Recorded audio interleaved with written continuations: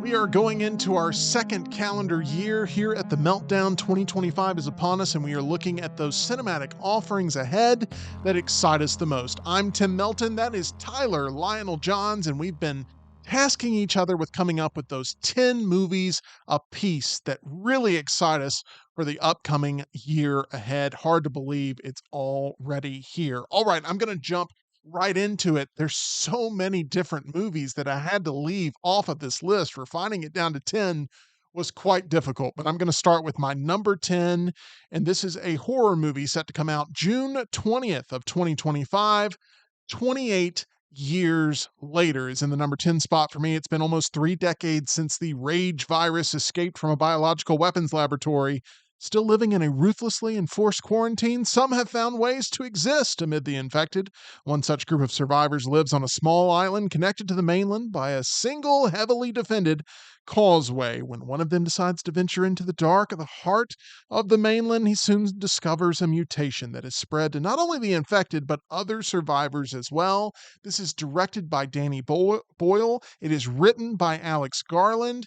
And I think there's a lot of hype around this because of what Cillian Murphy has done with his Best Actor award that he won at the Oscars, and seeing him back on screen in a big mainstream role is something that I think is going to excite a lot of people. 28 Days Later came out in 2002. 28 Weeks Later came out in 2007. I don't think we're ever going to get a 28 months later, but I will take the 28 years later in June and be very excited about that. I'm a sucker for a zombie film, Tyler.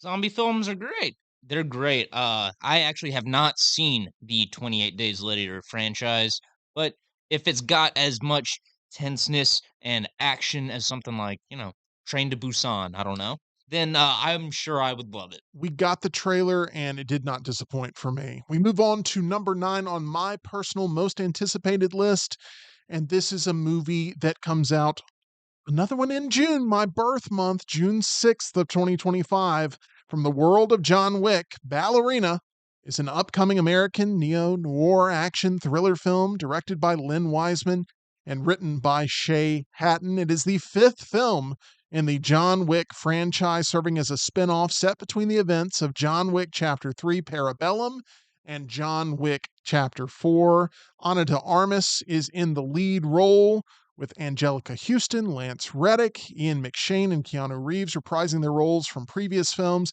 Once again, the last time we will see Lance Reddick in this franchise after his untimely passing. We pay our respects here with Ballerina in the 9th spot. Will they be able to capture that same sort of action and imagination that we've seen expressed in each entry of the John Wick franchise that just gets better after hit after hit after hit?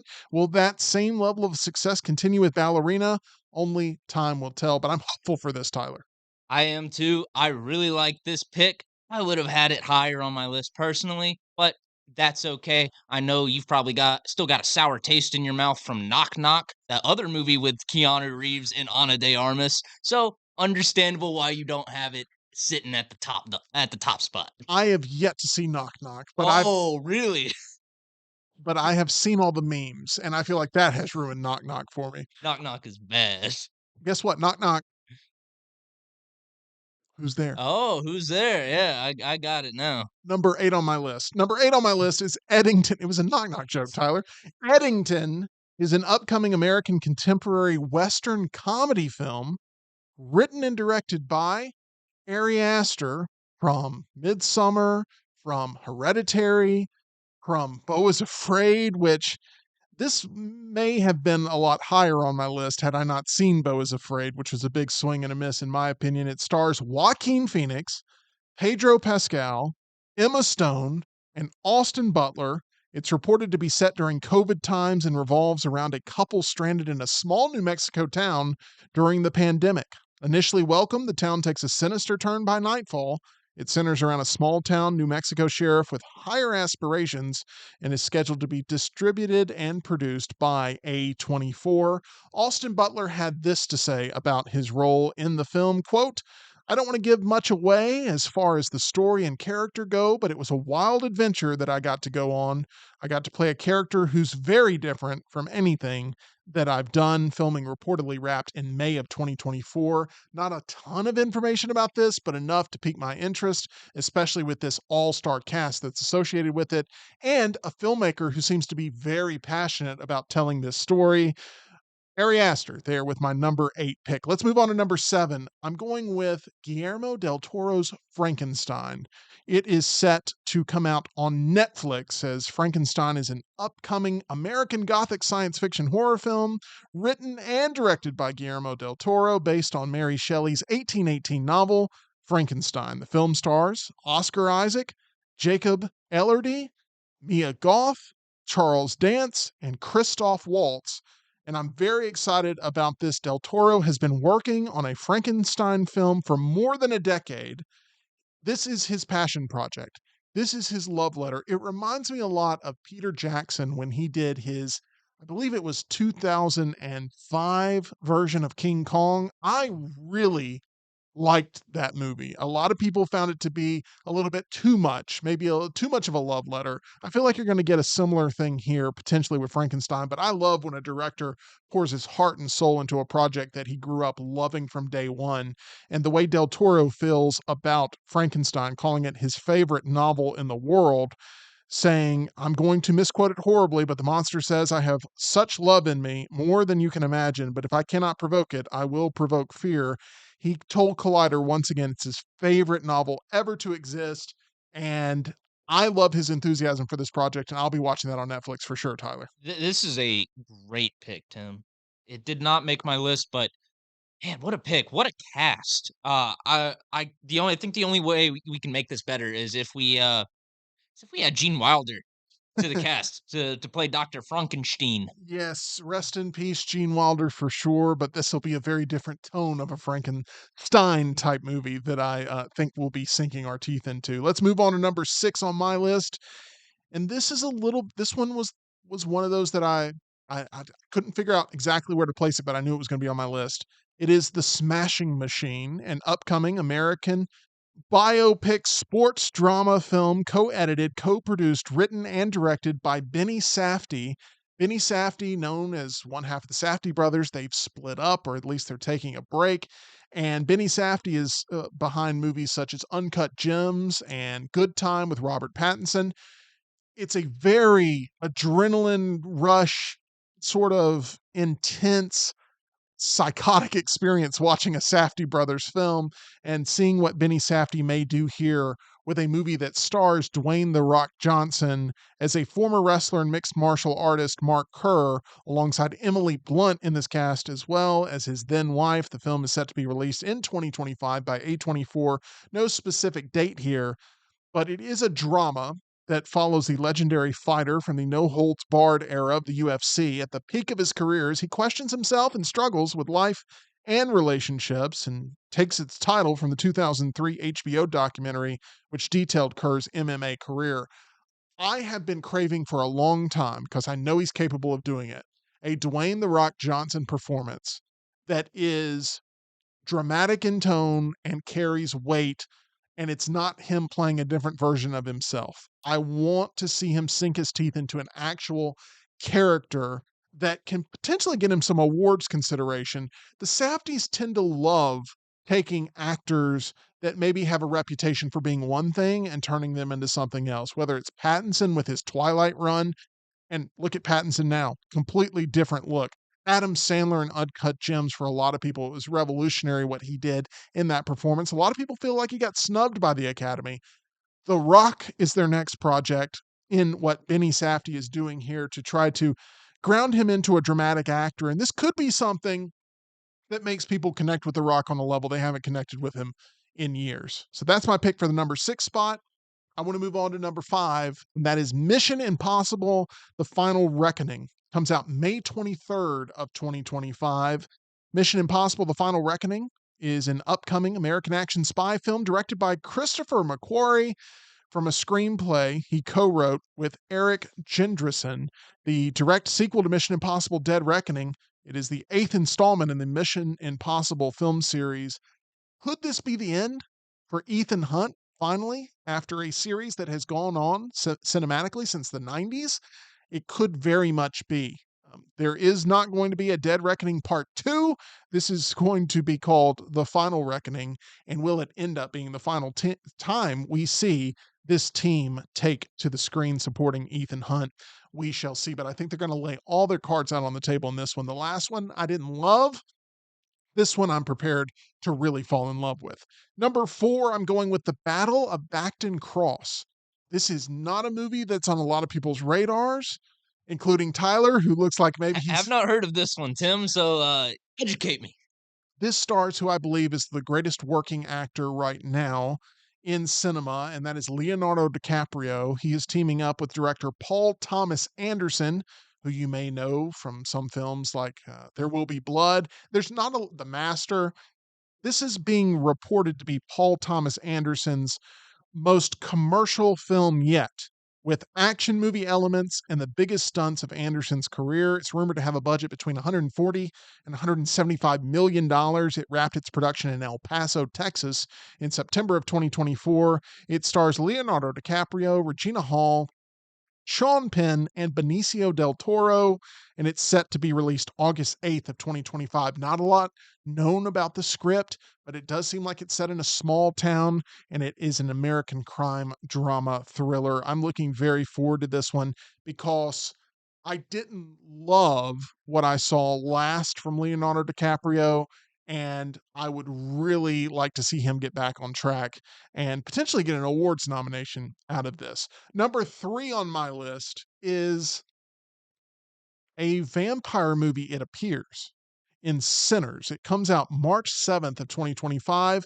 Michael B. Jordan and Ryan Coogler are right up there right now in actor-director working relationships and what they've produced on screen. I love the Creed franchise. I loved watching these guys team up for Fruitvale Station before they were both household names for those that enjoy cinema. Michael B. Jordan and Ryan Coogler. This is a film that has an original story. Everyone craves original stories. Man, they just don't make anything original anymore. Ryan Coogler, this is an original story. Trying to leave their troubled lives behind, twin brothers return to their hometown to start again, only to discover an even greater evil is waiting to welcome them back. Michael B. Jordan plays both Elijah and Elias in this film, as it led to a bidding war, Tyler. Everybody wanted their hands on this. Sony wanted it, Warner Brothers wanted it, Universal wanted it. It got into a bidding war, and Warner Brothers ended up winning the distribution rights here for what is being described as a period genre vampire film. It's set to be around a $90 million budget. It was shot in the New Orleans area, and I feel like you're going to get that sort of gothic feel that maybe Nosferatu's kind of sets you up with feeling as we watch it here at the end of the holiday season. And then in March, you get that payoff of watching yet again another vampire movie, this time with Michael B. Jordan and Ryan Coogler working together yet again. I'm excited about it. I am too. I think this is a sneaky good pick. It would have made my list if I actually knew what it was about from the trailers, because every time I sit in the theater to watch the trailer, you get Michael B. Jordan screaming and shooting a Tommy gun. You get burning buildings, just weird sort of cult looking gatherings. I'm very intrigued by this. I just need to know more before hyping it up as much as I would like to. But it looks incredible from the little bit they show. So many of my picks have been very vague with what Yeah. these movies are going to be, what they look like, what they actually may entail, which is why I'm betting big on the unknown compared to some things that I do know. At number 2 on my list is The Running Man. This is Edgar Wright behind the camera. Glenn Powell, who I've championed as a movie star that we need during this time. He is going to be in front of the camera, as The Running Man is an upcoming dystopian action thriller film produced and directed by Edgar Wright from a screenplay he co wrote with Michael Bacall based on the 1982 novel of the same name by Stephen King, marking the second adaptation of the book, following the 1987 film starring Arnold Schwarzenegger and the real star of that film, Richard Dawson. This 2025 version stars known actors such as Glenn Powell, Josh Brolin, Michael Cera, and William H. Macy. It is set to be potentially one of those films that everybody rallies behind in The Running Man. It's primed for a reinterpretation, Oh especially here yeah. in 2024. Well, I guess I should say 2025. Yes, this is a movie that I think really just embraced the idea of the future and the future of TV and culture, and it's prime time for a remake. And who better to recast Arnold's role as than Glenn Powell these days? Glenn Powell is that guy right now. I mean, he might not have the super juiced muscles that Arnold had, but he's got the star power quality to him. He definitely does. I'm betting big on Glenn Powell, especially in 2025, for him to have another great year as a part of his resume. All right, it is now time for number one on my list. And to see number one, you have to look up because it is Superman coming out July 11th of 2025. We got to see that first trailer, and I'll be completely transparent. I did not want to write my most anticipated list of 2025, even though this would have been number one without having seen a thing. I didn't want to write it officially until I saw that first trailer, and man, did it deliver. I've watched it on repeat ever since. It is so important. It's so culturally important. It has the chance to carry so much weight, not only for the character, but superhero cinema as an entire genre. It is the only superhero movie that made my list. And that's not discounting what Marvel is doing, but there's three movies over at Marvel, once again, with Brave New World, next Captain America movie, Thunderbolts, and Fantastic Four that I considered all of them. But I said to myself, if I could only pick one superhero movie, what is the one that I would go see right now if I had the moment to go see it? And it would be Superman. This character has been on the shelf way too long cinematically. And I do believe in James Gunn. I think he is the right choice to bring this character to the masses. And I know there's going to be a lot of frustration from people who feel very protective over the Henry Cavill run of Superman, and I understand that frustration, but I think that this will melt some icy hearts that feel so protective of that they aren't even going to give this version of Superman a chance. And I think that there will be a couple of people who make their way over from that diehard sort of foot in the ground aspect to go and give this one a real honest chance because it feels like Superman's already back and we're still several months away from this movie hitting the silver screen. So, Superman, a very important movie for me. The 1978 version was very important for me growing up. I can't wait to feel that dose of nostalgia watching this one opening weekend. And I cannot wait once again to be able to be in a theater really enjoying Superman being brought back to the masses in a very popular way. So I'm excited about this one, Tyler. I know you are too. I am. I think this is a great pick for your list. I am just looking forward to the tone that the trailer presented. Just very hopeful. Just no, Good's gonna win the day. He's gonna get the girl at the end of the movie. And it just looks like it's got a great hook for a story. And also we get Crypto the Superdog. I It's true. am so hyped about Crypto. You can't look at that scruffy little pooch and tell me that he is not going to make this movie an absolute bundle of money through marketing Well, who and knows? product tie-ins. Maybe you're looking to buy up some crypto here soon. We'd recommend you first take a trip over to our title sponsor. That's MyBookie at mybookie.ag. You can use that promo code next round for that first time deposit bonus, where you can once again join the MyBookie family for daily odds boosts, same game parlays, and super contests. Plenty of opportunities to cash out and win or let it ride at MyBookie at mybookie.ag. Bet on absolutely anything, anytime, anywhere, only with MyBookie. So there we have it. My 10 selections, a really tough list to curate, but there they are for 2025. What are you looking most forward to this upcoming year? Let us know in the comment section below.